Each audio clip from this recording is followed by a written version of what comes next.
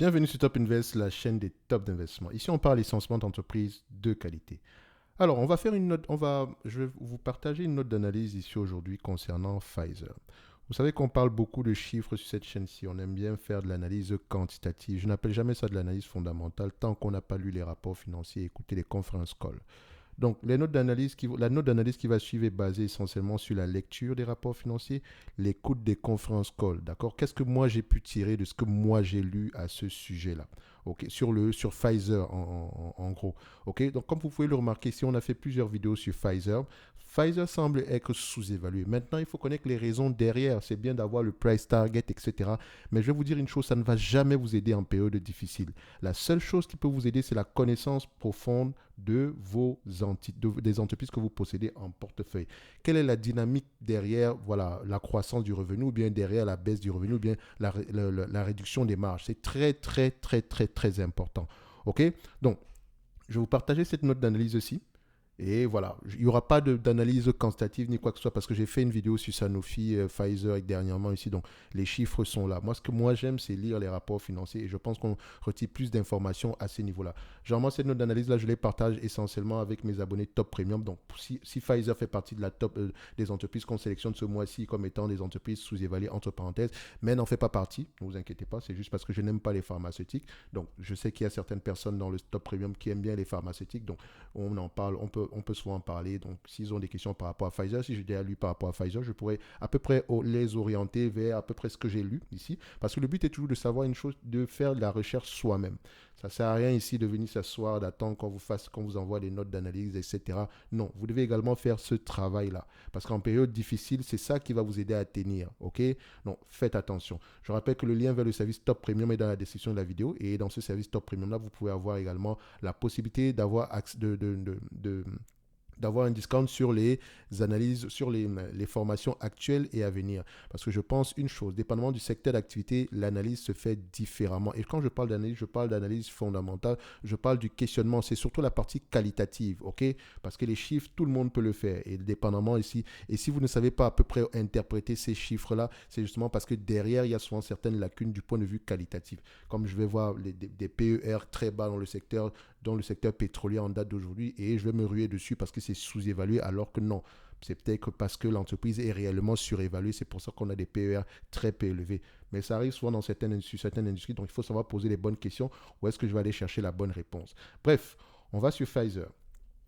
Pfizer est confronté à des comparaisons difficiles en 2023. Quand on parle de comparaison difficile, c'est-à-dire que par rapport aux revenus de 2022 et 2021, quand vous allez regarder les revenus de Pfizer, vous allez vous rendre compte que c'est pas la même chose aujourd'hui. Donc, on a des revenus en décroissance. D'accord? Donc, on a une pression au niveau des revenus, une pression au niveau des bénéfices. Parce que la période entre 2020 et 2022, donc cette période-là a été extraordinaire pour cette compagnie. Donc, le fabricant de médicaments basé à New York a enregistré des baisses significatives de ses bénéfices et de son chiffre d'affaires au cours du premier trimestre, en grande partie en raison de la baisse de la demande pour son vaccin COVID-19, le nom c'est Comirnaty, donc moins 77% des ventes. Donc la direction a reconnu que 2023 sera probablement un point bas pour cette activité alors que le virus continue de muter et qu'elle passe d'achats anticipés dans le cadre de contrats gouvernementaux à des accords d'approvisionnement plus traditionnels dans le modèle commercial. Donc, c'est-à-dire qu'avant, on avait ici des achats anticipés, on avait des précommandes. Okay? Aujourd'hui, ça sera plutôt voilà, des ventes ponctuelles. Okay? Donc, plutôt, on revient à une certaine normalité ici. Donc, avant, on avait une certaine... le Covid-19 ne va pas disparaître. Ok, qu'on se dise la vérité. Mais voilà, ça sera un peu comme le virus, comme le vaccin de la grippe ici. Donc, il y aura souvent des rappels ponctuels ici. Donc, on n'aura pas besoin de commander énormément ici pour pouvoir s'approvisionner. Mais voilà, il y aura toujours un certain niveau de vente ici, mais pas comme ce qu'on a connu par le passé. En tout cas, c'est ce que je pense.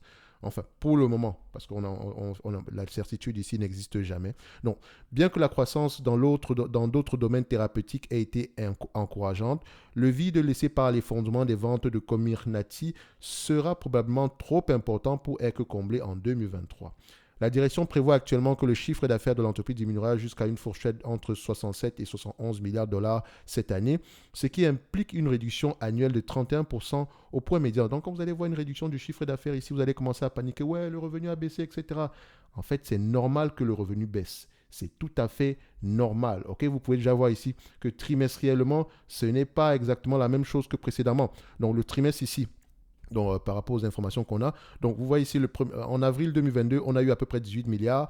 En avril 2023, on a eu 18 milliards. Et en avril 2022, on avait à peu près combien? 25 milliards. Donc, vous voyez ici que c'est la baisse ici. On peut voir ici qu'on a une baisse de combien en termes de pourcentage? Tac. On a à peu près aux alentours de moins 30% de baisse. Et ça va continuer. OK? Donc, il y a une certaine normalisation qui doit être appliquée sur ces résultats-ci. Je pense qu'on en a déjà assez parlé. Donc, je reviens ici. Les prévisions de rebond provisoire pour 2024, les prévisions de rebond provisoire sont, excusez-moi, les prévisions de rebond sont provisoires pour 2024, d'accord? Donc, les prévisions sont provisoires, ça veut dire que présentement, les éléments qu'on prend en considération pour faire ces prévisions-là, ça peut changer, d'accord? Ces prévisions s'appuient, parce que comme je dis souvent, le plus important, c'est de savoir quel est le raisonnement derrière ces prévisions-là, ok? Donc, le management est optimiste par rapport à 2024. Si pourquoi? Donc, ces prévisions s'appuient sur un retour potentiel à la croissance de l'activité COVID-19, ce qui est bizarre. Un retour potentiel, entre parenthèses, ça ne veut pas dire qu'on ne peut pas revenir au niveau qu'on a connu en 2020, 2021. Non, on va à peu près avoir une certaine stabilité au niveau des revenus dans ce domaine-là. Okay? Sur la poursuite, donc ça c'est le deuxième élément, sur la poursuite du développement du portefeuille de produits oncologiques de la société et sur la poursuite de la dynamique du portefeuille de produits de soins primaires amenés par des médicaments phares comme Eliquis et Prevnar. Donc, une série de lancements de nouveaux produits prévus pour le second semestre 2023 et le début 2024, ainsi que les contributions des récentes acquisitions devraient également soutenir les prévisions de chiffre d'affaires pour l'année prochaine. Donc, on a la stabilité ici du secteur COVID, développement de produits oncologiques, dynamique ici du portefeuille de médicaments primaires, d'accord, de produits primaires ici, notamment avec Eliquis et Prevnar, et lancement de nouveaux produits au second semestre 2023. Donc, second semestre 2023, il y a de fortes chances qu'on vous annonce également sur les prochains rapports financiers le 1er aout, et début 2024. Donc, fin 2023, début 2024, donc entre le second semestre 2023 et le premier semestre 2024, on aura on aura de nouveaux lancements de produits ici, donc en espérant avoir de blockbusters.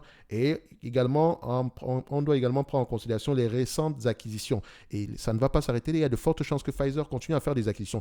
Pour ceux qui ont reçu la note d'analyse, et je rappelle que le lien vers la top newsletter où vous pouvez recevoir la note d'analyse sectorielle ici, d'accord, sur le secteur des pharmaceutiques, il y a quelques mois ici, vous avez vu qu'on a parlé de l'augmentation ici des fusions et acquisitions dans ce domaine-là. Donc, dans le secteur, une fois que vous avez une idée déjà de comment est-ce que se comporte le secteur, c'est plus facile pour vous de pouvoir analyser une compagnie. Et ça, vous l'avez gratuitement dans la top newsletter. C'est gratuit. OK? Le lien est dans la description de la vidéo. Maintenant, l'entreprise continuera probablement à miser sur les fusions et acquisitions pour renforcer son portefeuille de produits. Pfizer se prépare, et ce n'est pas la seule, toutes les entreprises dans ce secteur-là, il y aura de plus en plus de fusions et acquisitions. Pfizer se prépare à une importante diminution de ses brevets dans le courant de la décennie et les efforts de croissance interne pourraient ne pas suffire pour combler le vide. Actuellement, comme je l'ai mentionné tantôt, il y a près de 200 milliards de brevets qui arrivent à expiration dans tout le secteur pharmaceutique ici. Donc, sur les années à venir, donc ça va être de plus en plus compliqué. Donc, ça dit qu'il faut trouver ici de nouveaux blockbusters. Un blockbuster, généralement, c'est un médicament qui rapporte à peu près 1 milliard et plus. Okay? Certaines entreprises ici, comme AbbVie, ont des médicaments qui rapportent des dizaines de milliards. Okay? Donc, vous pouvez voir qu'elle, également, elle a un médicament qui arrive à expiration. Et j'ai partagé une note d'analyse sur AbbVie dernièrement. Okay? Donc, par conséquent, Pfizer devrait rester actif sur le front des fusions et acquisitions afin de compléter ses activités de croissance interne. L'entreprise a fait parler d'elle en début d'année en proposant d'acquérir le spécialiste en oncologie Seagen pour un montant de 43 milliards de dollars. L'opération qui devrait être finalisée fin 2023 ou début 2024 devrait donner un coup de fouet à l'activité oncologique déjà solide de Pfizer. Donc, avec de solides caractéristiques défensives et un rendement de dividende de plus de 4%, PFE, donc à savoir Pfizer, conserve un attrait solide en tant qu'investissement à faible risque. J'ai bien dit faible risque en matière de dividendes dans ce secteur. Donc, quand je parle de risque ici, c'est uniquement par rapport aux dividendes, par rapport à la réduction de ce dividende, il n'est pas à risque. À 4%, en date d'aujourd'hui, je pense même qu'on est à des niveaux plus...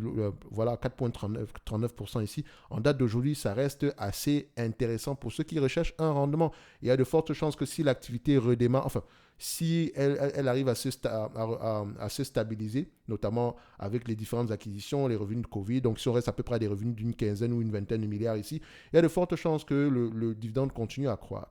Donc, voilà à peu près ce que j'ai tiré de la lecture des rapports financiers et l'écoute des conférences call sur la compagnie Pfizer par rapport à tout ce qui s'est passé en me basant ici sur les éléments du premier trimestre ici et sur l'environnement économique dans ce secteur d'activité-là. OK? Un like, un abonnement, un commentaire, ça fait plaisir parce que ce genre de choses, ça prend du temps. OK? Et comme je l'ai dit souvent, ça, c'est ce qu'on appelle une analyse fondamentale. C'est très court, hein? Pas besoin d'extrapoler. Attention, quand je dis c'est très court, on peut faire ça plus long que ça, mais ce n'est pas le but ici. Le but est de vous donner les informations les plus importantes le plus rapidement possible. Et je pense qu'avec ces informations, si vous savez à peu près ce qui se passe dans le secteur en date d'aujourd'hui et à quoi vous attendre à court terme, un like, un abonnement, un commentaire, ça fait toujours plaisir. Et dites-moi également ce que vous pensez de Pfizer. Et pour ceux qui veulent aller plus loin, n'oubliez pas, en lien dans la description de cette vidéo-ci, on a la Top Newsletter ainsi que le service Top Premium. Dans ce service-là, vous pouvez demander des analyses quantitatives, recevoir les notes d'analyse pour les entreprises qui m'intéressent, qui moi, me semblent sous-évaluées. Et quand je dis recevoir les notes d'analyse ainsi que les notes de suivi, donc si je propose Pfizer et que je vous propose cette note d'analyse-ci, je reviendrai 6 mois plus tard certainement pour faire le suivi. Ok, donc on propose généralement 2 entreprises par an ici.